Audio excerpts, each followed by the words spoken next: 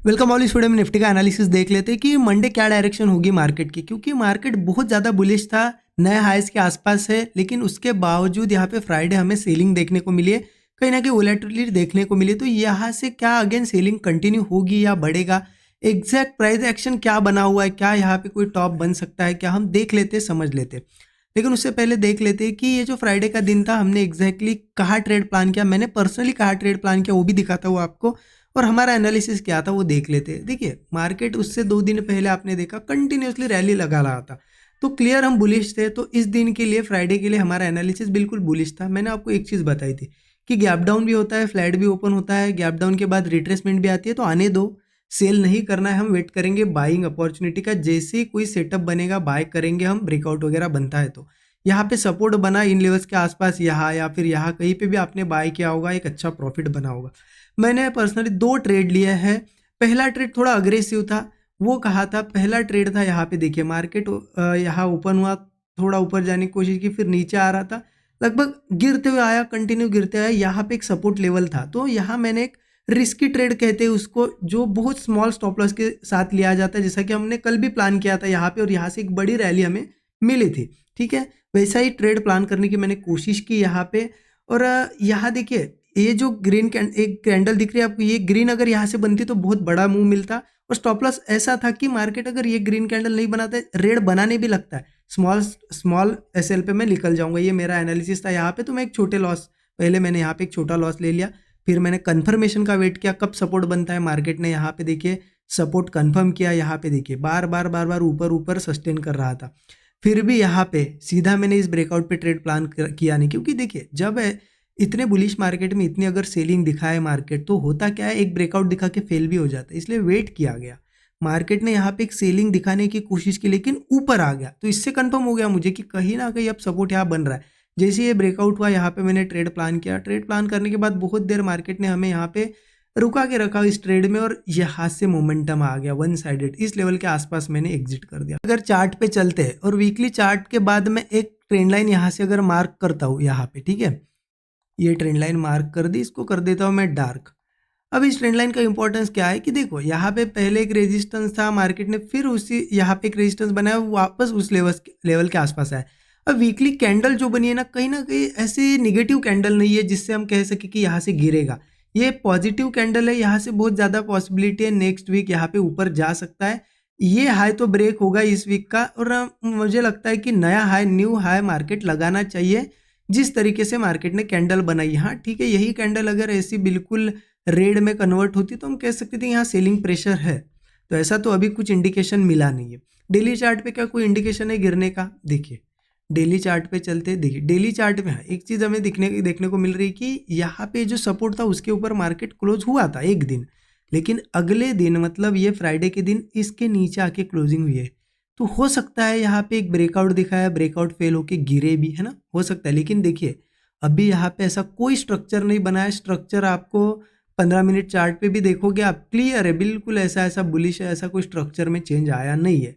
हो सकता है ये जो रेड कैंडल बनी ये सिर्फ और सिर्फ लोगों को डराने के लिए बनी हो, यहाँ से मंडे एक तो बहुत बड़ा गैप अप करके ऊपर जाए, या फिर मंडे ऐसी बड़ी कैंडल बना सकता है, क्योंकि अब मार्केट को ऊपर जाना है, तो ऐसे धीरे धीरे बाइंग आएगी तो वो टिक नहीं पाएगी, फटाक से मार्केट गिर सकता है। मार्केट में अब अगर ऊपर जाना है, क्योंकि बहुत स्लो हो गया मार्केट, यहाँ पे जितना स्लो चलना था हो गया, अब मार्केट को यहाँ से ऊपर जाना है, तो मंडे एक बहुत बड़ी ग्रीन कैंडल बनानी पड़ेगी, या फिर सीधा मंडे गैप अप करके मार्केट को एक बड़ी कैंडल्स बनानी पड़ेगी। अब यहाँ पे मार्केट ऐसे स्लो रहेगा तो नहीं जा पाएगा ऊपर, ठीक है, एक चीज़ ध्यान रखना। अब हम क्या कर सकते हैं यहाँ पे, बिल्कुल ये ट्रेंड लाइन जो दिख रही है ना, यही ट्रेंड लाइन हमें हेल्प करेगी मंडे ट्रेड लेने में। कैसे हेल्प करेगी, चलो 15 मिनट चार्ट पे समझते हैं। 15 मिनट चार्ट पे आगे देखिए मार्केट जब इस ट्रेंड लाइन के ऊपर रहा है, आप एक चीज़ ध्यान रखना, यहाँ पे नीचे आने की कोशिश हुई, जैसे ही ऊपर गया बाइंग आ गई, यहाँ पे देखिए नीचे आया था, जैसे ही ऊपर सस्टेन किया बाइंग आ गई, इसके ऊपर था बाइंग आ गई। तो ये ट्रेंड लाइन बहुत इंपॉर्टेंट है। मंडे अगर बाइंग वाला ट्रेड लेना है तो मैं इस ट्रेंड लाइन के ऊपर लेना पसंद करूंगा, या फिर आप एक लेवल भी कंसिडर कर सकते हो, 26,100 पकड़ लो सीधे सीधे। अगर मंडे मार्केट मान लो यही कहीं भी ओपन होता है या छोटा सा गैप अप होता है और 26,100 के ऊपर अगर सस्टेन करता है, तो मैं जैसे ही कोई ब्रेकआउट दिखेगा मैं बुलिश जाने के लिए रेडी हूँ, ठीक है। अगर मान लो इनकेस बहुत बड़ा गैप अप हुआ तो भी बुलिश ट्रेड ले सकते, लेकिन बहुत बड़े गैप अप में थोड़ा वेट करना जरूरी है। क्या होता है, बहुत बड़ा अगर मान लो गैप अप हुआ ही 26,200 वगैरह के आसपास, तो क्या करो, थोड़ा वेट करो।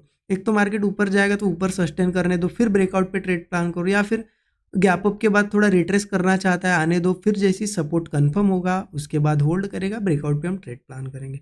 अगला टारगेट तो सीधा मेरा 26,300 के आसपास का निकल के आ रहा है, और वो ब्रेक होगा तो धीरे धीरे 26,770 भी एक टारगेट अगला निकल के आ रहा है। तो इस लेवल के ऊपर तो क्लियर है बुलिश है, बट मार्केट अगर इस लेवल के नीचे यही कहीं ओपन हुआ तो क्या कर सकते हैं। देखिए इस लेवल के नीचे है, क्योंकि देखिए 2 बार यहाँ पे आने की कोशिश की इस लेवल के नीचे, लेकिन बाइंग आ गई। लेकिन अगर सस्टेन कर जाता है तो हो सकता है वीकनेस आए यहाँ से, तो यहाँ पे मैं रेडी हूँ सेलिंग भी करने के लिए। अगर मुझे कोई ऐसा दिखता है कि यहाँ पे ओपन हुआ, ऊपर जाने की कोशिश की लेकिन जा नहीं पाया, फिर से उसी सपोर्ट के आसपास आसपास आके ब्रेकआउट जैसा बना रहा है, तो मैं पुट लेने के लिए रेडी हूँ यहाँ से। अब टारगेट तो निकाल नहीं सकती क्योंकि मार्केट बुलिश है, जो भी एक मोमेंटम फास्ट मूव मिलेगा उसमें हम 1:3 1:4 का एक रिस्क रिवॉर्ड लेके निकल जाएंगे, ठीक है। ये बहुत सिंपल है। हाँ एक चीज़ हो सकती है, देखिए मार्केट में ये जो ट्रेंड आपको दिख रहा है ना, अभी भी बुलिश है, क्लियर बुलिश है। ऐसा कुछ यहाँ पे सेलिंग वाला ट्रेंड अभी बना नहीं है। आप देखो ना, यहाँ पे बुलिश था, रिट्रेसमेंट आई, बुलिश था, थोड़ी रिट्रेसमेंट आई, बुलिश, रिट्रेसमेंट। हो सकता है रिट्रेसमेंट हो यहाँ से ऊपर भी जाए, इसीलिए यहाँ एक चीज़ हो सकती है, ठीक है। देखिए श्योर शॉट अगर जो ट्रेड होगा जो कन्फर्मेशन के साथ, तो इस लेवल के ही ऊपर होगा। बट मान लो मार्केट यहाँ के ओपन हुआ, धीरे धीरे रिट्रेस किया, अगर नीचे सपोर्ट बनाया और सपोर्ट को होल्ड भी कर रहा है, तो क्या बाइंग कर सकते हैं। देखिए थोड़ा रिस्की होगा क्योंकि इसके नीचे है, बट करना है तो कर सकते हो। तो एक काम कर सकते हैं, यहाँ पे 50-50 क्वांटिटी आपकी क्या करो, डिवाइड कर लो। पहले अगर बुलिश ट्रेड बनता है तो बुलिश ट्रेड लो, मार्केट अच्छा प्रॉफिट देता है, फिर इस लेवल के ऊपर आ जाता है तो अगेन ऐड करो कुछ क्वांटिटी, ये चला जाएगा ऊपर। बट अगर कोई बुलिश ट्रेड बनता है और वो फेल हो जाता है, तो क्या फ़ायदा होगा आपका। 50% ही क्वांटिटी अगर आपने कॉल में ली है तो आपके पास और रिस्क बची हुई है। मतलब मान लो 10,000 की रिस्क है, आपने 5,000 की रिस्क यहाँ पे ले ली, आपके 5,000 की रिस्क एसएल चला गया, तो आपका एक फ़ायदा होगा। जब वो दिखाएगा वीकनेस और फेल हो जाएगा तो कंफर्म होगा कि कहीं ना कहीं गिरना है, फिर यहाँ पुट साइड की भी पोजीशन हम शिफ्ट कर सकते हैं और ये प्रॉफिट अच्छा देगा, वो लॉस भी रिकवर होगा। तो यहाँ पे 50-50 वाला फॉर्मूला अप्लाई कर सकते हो। बाकी तो इसके ऊपर तो क्लियर है, बुलिश जाना, इसके ऊपर सेल का तो कोई सिनेरियो नहीं है। बिल्कुल इस तरह से मैं प्लान करूँगा। बाकी जो भी ट्रेड बनेगा स्टूडेंट ग्रुप में मैं ज़रूर शेयर कर दूंगा, ठीक है।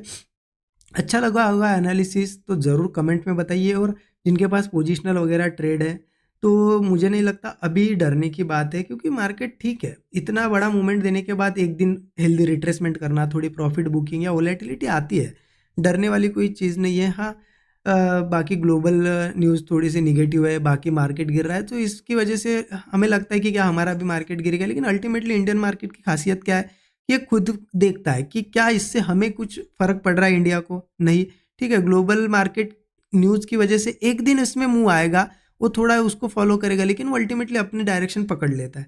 तो इस चीज़ के बारे में ध्यान रखना। बाकी जब सेलिंग वाला अगर बनेगा सिनेरियो में, उसको भी आपको एनालिसिस में आगे बताऊंगा। अच्छा लगा होगा वीडियो तो ज़रूर सब्सक्राइब करिए चैनल को। Thank you so much.